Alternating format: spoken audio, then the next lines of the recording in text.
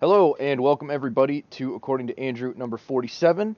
Anarchism is foolhardy, the ebb and flow of corruption, and a reason for state. Or for the state, I should say. Um, Welcome everybody to the new year, 2021. We made it. Nobody thought we were. The problems of 2020 aren't exactly over, but I don't know. How bad 2020 was, it just kind of feels like at least maybe we could get it better this year. How things can't stand currently, we'll see. But that's a discussion for another day. Today, I wanted to discuss, like I said, why anarchism is foolhardy, the ebb and flow of corruption, and a reason for the state. So, let's start with uh, anarchism, and specifically like the anarcho-capitalist, libertarian version of it.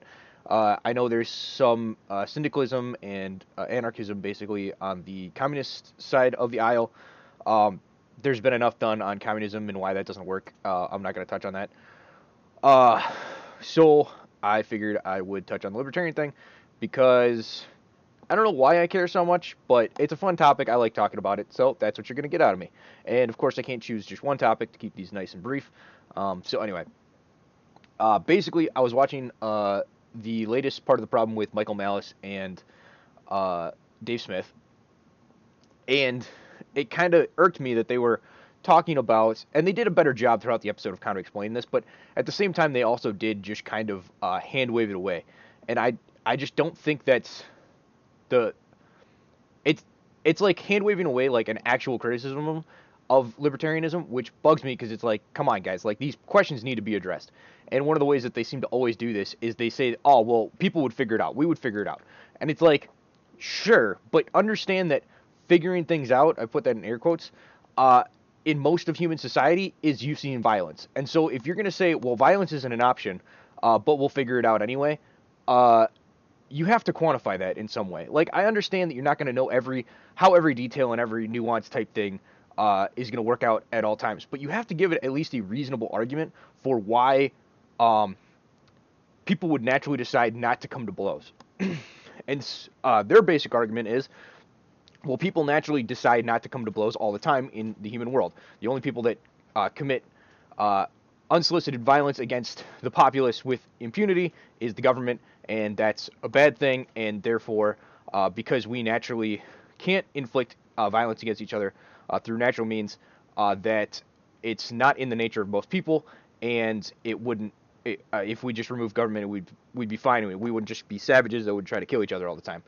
Um, I don't believe this. I understand to a certain degree they are correct, right? Most of us are not savages that are just going to try to kill each other at any given moment. The key distinction here is most, and it doesn't take a ton of people to decide that violence is in their best interest for their entire system to collapse. So, but let's actually address the question at hand. So, what they had brought up was Michael Malice um, said that if you bring up a rhetorical question of just because I can't figure out how it works doesn't mean it won't work, and he's absolutely right on that. Uh, just because you can't deduce how something would work doesn't mean that it isn't a system that could potentially work. So in that regard, no problem. Um, However, he goes on and gives an example and uses the same type of logic to prove his point. So the example, and I am going to probably misquote him a little bit. I didn't go through the episode line by line to make sure I wrote it down perfectly, but you'll get the gist. So the example he gives is a dispute between two mercenary groups. They might have called them defense contractors, and how they would get a dispute resolved. Instead of answering the question, he strawmans basically both sides. So first he says that the Iranian response is that they would have to go to war, and that his own response is they would figure it out. This is summarizing. You could maybe nitpick on me on some of this stuff, but overall, this is the conclusion. Problem is, neither of these answers are correct because aspects of both of them are true. Uh, they're not mutually exclusive necessarily answers. For the Iranian response to be true, the mercenary groups need to have no other avenue to resolve their disputes. This can be as simple as coming together and having a meeting, and maybe things are hashed out in a civil manner. And in that regard, Michael Malice's point would be absolutely correct, and the Randian response looks ridiculous. However, that isn't necessarily how things are going to play out. But what if the dispute claimed is too valuable for either party to admit they were in the wrong, as both have a conflict of interest? So let's say they were set to capture an oil field, and like both sides basically said, we have an absolute claim to this. How do you resolve that dispute? Both of them are getting paid like massive amounts of money. There's a lot of reasons why both sides wouldn't want to give in on their side being the correct side. So how do we resolve this? Also, I would like to note, there is nothing in the principle of the non-aggression principle that says that people applying this doctrine have to be truthful. Because otherwise speech, specifically lying, would be seen as violence and could be used to and could be treated in kind. So just to kind of elaborate on that to make clear what I'm saying is if you say that if somebody's lying that you are allowed to aggress upon them. So okay. So they have if two parties come together, and basically the thing is they have to be truthful, and the one that's lying is therefore doesn't have as equal of a claim on the other thing, then that's effectively saying that certain types of speech are not because they generally, I haven't seen any anarcho-capitalists say they are against free speech. So free speech includes lying and not telling the truth in a court of law. So if they both have interest, both parties are interested in this thing, doing lying and doing anything that just doesn't instigate violence, which most people would consider punching people or shooting them, blah blah blah, like our standard definition of violence, then all of those things are on the table to use that to be able to get what these people want. Now, you could maybe make the argument that this doesn't count because you are using the principle in bad faith, basically. So because you are lying, you are trying to aggress onto somebody that didn't actually aggress upon you. So therefore, you are breaking the non-aggression principle in that. But in a sense, then, you can say that lying is breaking the non-aggression principle. Now, I don't know exactly how they have worked this out, because in that regard, then words are... It's a way to effectively equate words equal violence. So I don't know how libertarians have addressed this. I haven't read, like, every libertarian thing out there and stuff like that, so I'm interested to know what libertarians have to say in response to that. I'm sure there's some kind of argument out there, but that is one of the issues that is going to crop up in this whole thing. So, continuing on. So hoping that the interested parties will give up their conflict of interest for a higher goal of truth is nowhere in the libertarian philosophy or anarchism, anarcho-capitalism. So then the second option is that they go to a third-party arbitrator. This has to, of course, be agreed on by both parties, and if it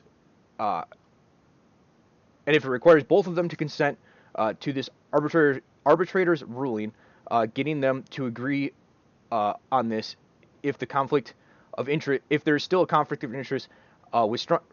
Let me try that again. So the second option is that they go to a third-party arbitrator. This has to, of course, be agreed on by both parties, and if it is, requires them to both consent to the arbitrator's ruling. Getting them to agree on this, if the conflict of interest was strong enough, could be a tentative position. So basically, why would they agree to this random person's ruling when the when the stakes are super high? Like, why would you risk this person when the probability of you winning through violent means is higher? Maybe it's lower, and then maybe you would want the arbitrator to come in.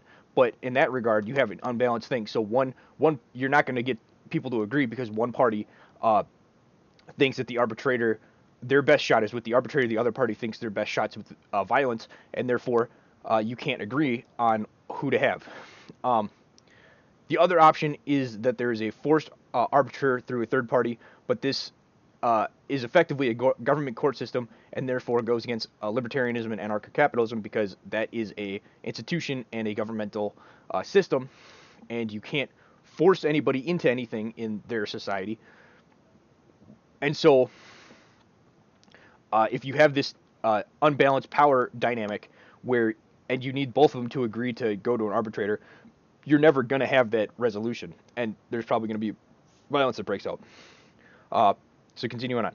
So if both parties can't agree to the settlement that will result in a peaceful resolution, what other option besides violent conflict or war do they have? The answer is none. And when you add on top of that the way war is expanded, its realm of influence from battlefield to every aspect, there is a chance that the war is waged in a way that doesn't have bloodshed, but once war is there's a chance that it is waging a war that doesn't have bloodshed. And this I'm regarding like fifth generation warfare, the unrestricted warfare that the Chinese wrote about in their book called Unrestricted Warfare. Two Chinese colonels, I believe, wrote about it. And, this is the idea of economic warfare and using the media to kind of push your propaganda and stuff like that, using every means available to you to attack your enemy. And this has been written about for years and stuff. This isn't really a new concept, because if you think about Sun Tzu back in, what was that, like 400 BC? He wrote about it in the idea that you want to be able to, the best victory is one where you don't have to ever take the battlefield. And so that lends itself to this idea of unrestricted total warfare. And that might be one of the reasons that the Chinese kind of have this idea, is because they have that heritage of Sun Tzu, in this idea of you fight wars on all fronts and only take the battlefield when absolutely necessary, because it is the least effective way of actually winning a war. But anyway, but once war is declared, there's always an option for bloodshed, of course. And this conflict rears its head in more areas than just mercenary contracts. In fact, whenever there is a contract where there's a profit to be had from lying, there is an inevitable rise of these conflicts. As such, when we looked at the full details of a mercenary situation, is very revealing to the issues inherent in anarcho-capitalism and some libertarian philosophies. And I would really like to see them address this in a more in-depth way, and not kind of cavalierly brush it off. And also another thing that they seem to continually ignore, and this will kind of get us into one of our next topics, is that they constantly ignore institutions that are within our society, and ignore the fact that they are a framework and a skeleton from which the rest of society is able to build off of. They just imagine that you can have a system of contracts work without a court system to back it up, or without the idea that if one party breaks that there will be a way and a means to remedy this issue. If you don't have these means of remedy, how are you, violence is always the end remedy, right? So basically, and we're kind of seeing that with the Trump lawsuits and all that stuff. Like, if you don't, the idea is you're supposed to have your day in court kind of thing. And so if it's like, okay, you try to talk to him, it doesn't work, you do this, eventually you get to a point where it's like, okay, well, what are my other options? It's either just bend over and give him what he wants, or fight for it. And there's plenty of situations where this comes up all the time. And with what anarcho-capitalism does is it effectively removes any of those other ways to resolve disputes by eliminating court systems. And if you want court systems, I'm sorry to break it to you, but that's a government. So you can't have both.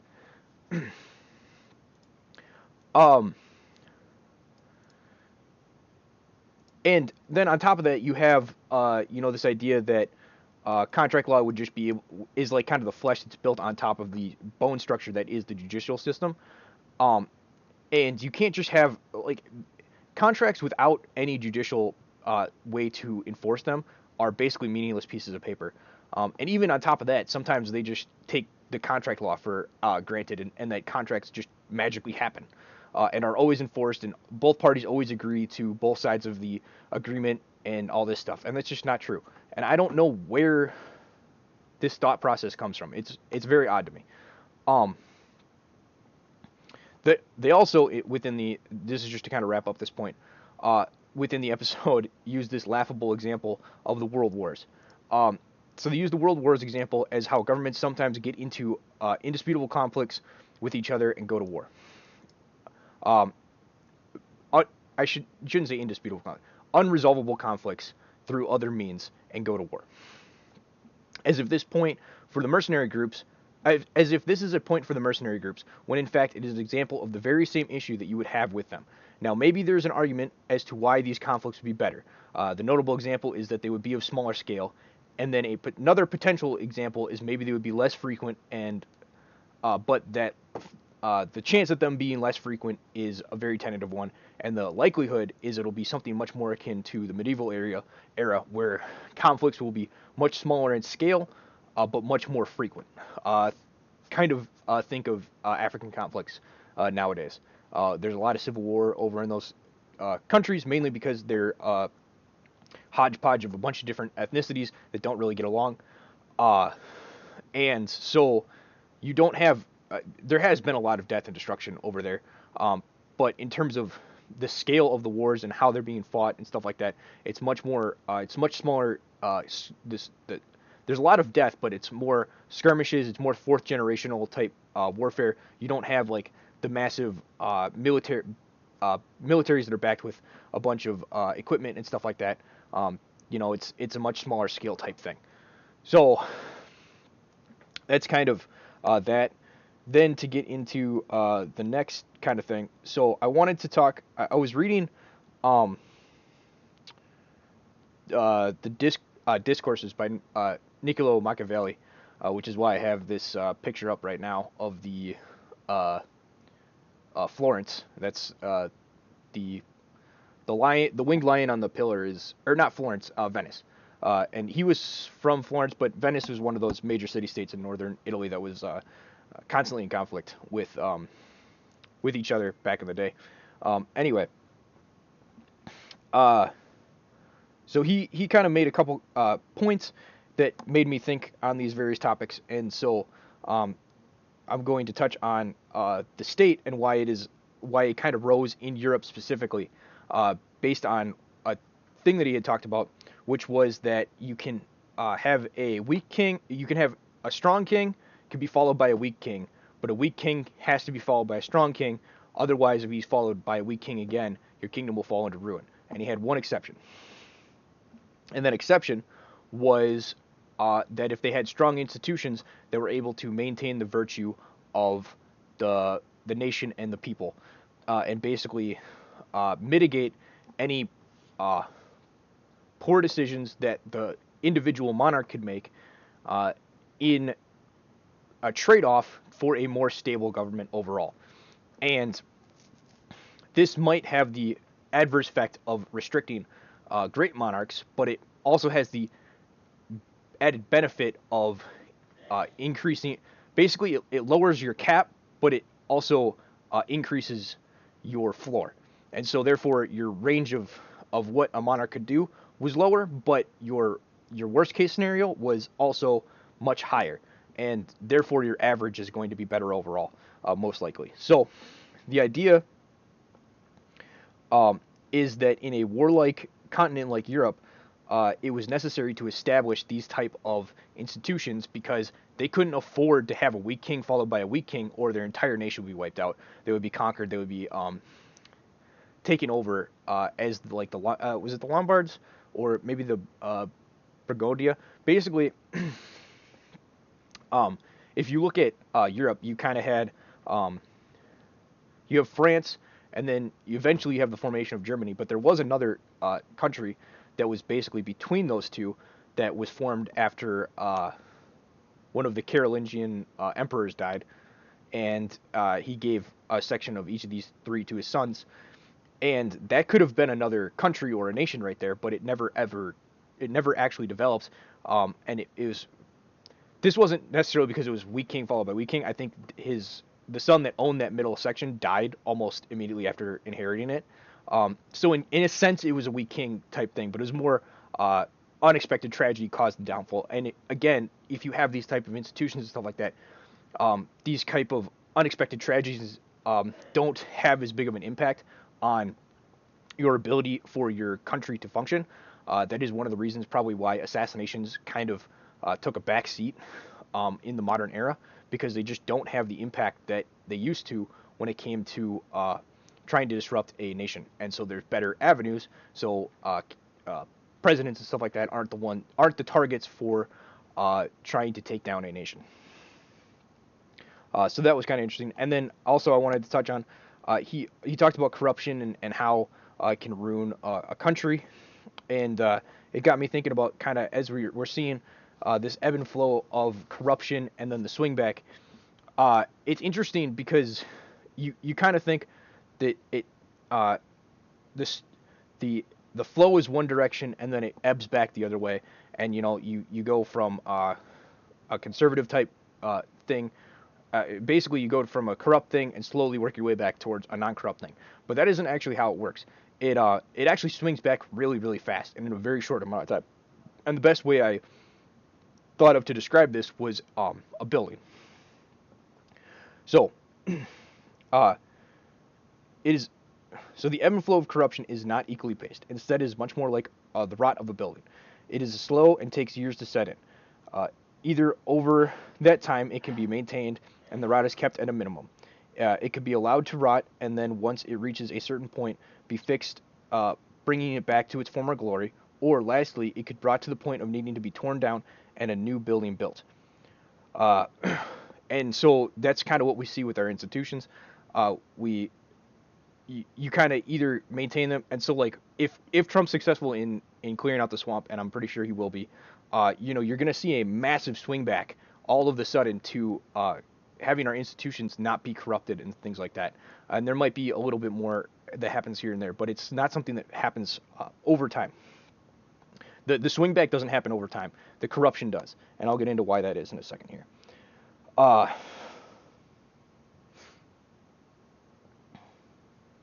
So too is it with institutions.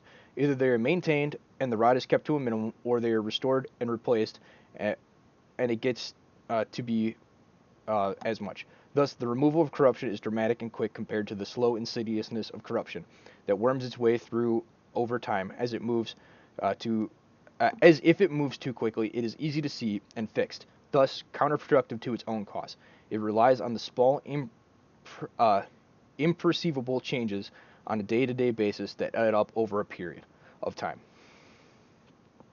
And so this is why corruption and stuff like that is this slow, insidious rot that you kind of see, and you're not really sure how you got here, but it's you can be like, well, I remember when I was a kid, things seemed to work properly, and now as an adult, they don't seem to. And sometimes you can be like, well, maybe that's just seeing things with the rose-covered glasses, and there's a certain amount of that, to be fair. But also a big aspect of it is institutions. Maintenance is the core to all things. Sometimes we have this. I know I have this belief sometimes where it's the idea that the ride ends, right? But the ride never ends. You have to keep pushing that boulder up the mountain. You have to keep climbing, and you want to just kind of reach the top and say it's over, and it's you no longer have to do anything. And to be fair, we will reach that mountaintop, but that's a long time. It's not going to come within our lifetime, right? It's going to be when we pass to the next life and we're able to enjoy eternity with our Creator, or it will be at the end of all times, or both. I'm not exactly sure when that happens, but making sure that you maintain and work and do those things every day is how you keep the rot away. And you can't just you can do quick fixes and it swings things back, but if you want them to stay in a state that doesn't have the corruption and rot and stuff like that these institutions in America currently do, or I'm sure there are many things in your life that are applicable to this example. I know with me, it's weight loss is a perfect example of this. If you want it to be maintained, you have to continually apply it and maintain it on a daily basis, or the rot will slowly seep in, and all of the progress that you had made will be eaten away over a period of time. So that's kind of what I wanted to share today. Hopefully you guys found that interesting. If you have any commentary on this stuff, please leave a comment on wherever you're listening to it, YouTube or BitChute or Podbean. I don't know if you can even leave comments on Podbean, but if you can, leave a comment there. I'll look at it. And thanks for listening. Please like, share, subscribe, all that normal channel sharing stuff. It always helps out. So thank you guys very much for listening. I do really appreciate it. Welcome to the new year. I hope it's a better one, and have a good one.